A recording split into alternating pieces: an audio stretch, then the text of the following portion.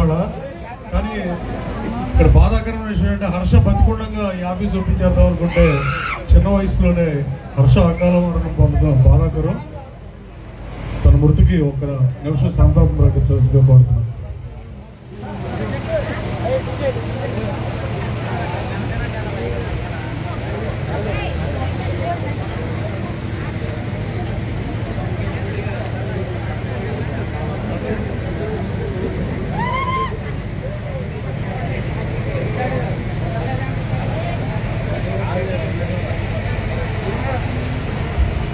Election అప్పుడు మాడదాం, ఓకేనా?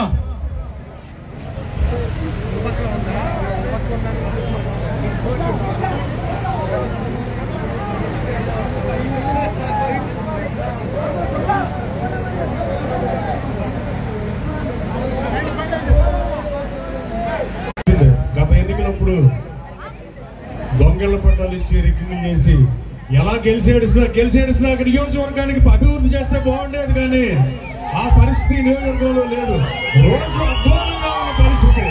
National highway బోర్డుగా రామప్పటి నుంచి హనుమాన్ జంక్షన్ వరకు సర్వాంగ సుందరంగా ఉన్న ఈ నియోజకవర్గం రోడ్లు ఏ గ్రామంలోకి వెళ్ళినా దిక్కుమాలిన స్థితిలో ఉన్నాయి.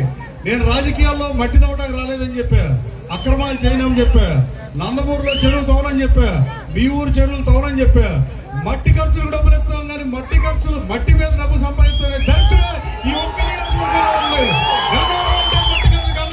మనుషులు నిరూపించాల్సిన సమయం రేపు ఎన్నికలప్పుడు ఉంది సోదరులు. నేను నా కష్టార్జితంతో ఖర్చు పెట్టి రాజకీయం చేస్తా, ప్రజాసేవ చేస్తున్న సోదరులారు.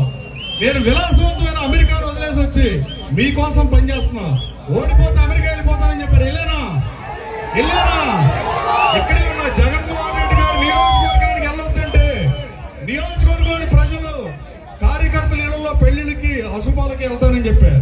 అట్లాగే నేను ఎక్కడున్నా మంచి చెడులకి నియోజకవర్గంలో ప్రతి సోదరుడింటికి వచ్చా, కానీ పార్టీ వెళ్ళొద్దన్నప్పుడు మానేశారు. కానీ ఈ నియోజకవర్గాన్ని వదలని రాజకీయాల్లో ఉన్నంతకాలం గణవరం నియోజకవర్గంలో ఉంటారని ఎన్నికల ముందు చెప్పారు.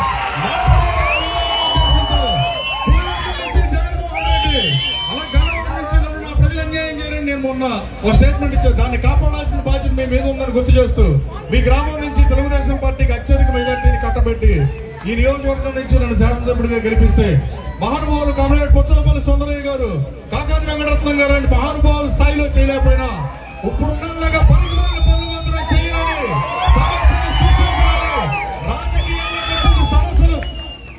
సమస్యలు పరిష్కరిస్తాక తప్ప సమస్యలు సృష్టిస్తాక రాజకీయాల్లోకి రావాల్సిన అవసరం ఎవరికీ లేదు సోదరులారా. గ్రామాల్లో కానీ ఎక్కడైనా కానీ ఏ దేనికైనా కాలం చెల్లుతుంది. మెడిసిన్ కి ఎక్స్పైరీ డేట్ అన్నట్టు దేనికైనా ఒక టైం అంటూ ఉంటుంది. రాబోయే కాలంలో అభివృద్ధిని కోరుకుంటే, ఈ రాష్ట్ర భవిష్యత్తును కోరుకుంటే, ఈ రాష్ట్రంలోని యువతకు ఉపాధి అవకాశాలు రావాలంటే, ఈ రాష్ట్రానికి పరిశ్రమలు రావాలంటే, గన్నవరంలో హెచ్సిఎల్ లాంటి ఐటీ కంపెనీలు మళ్ళీ రావాలంటే, మల్లవల్లి పరిశ్రమ చాడర్లో 30,000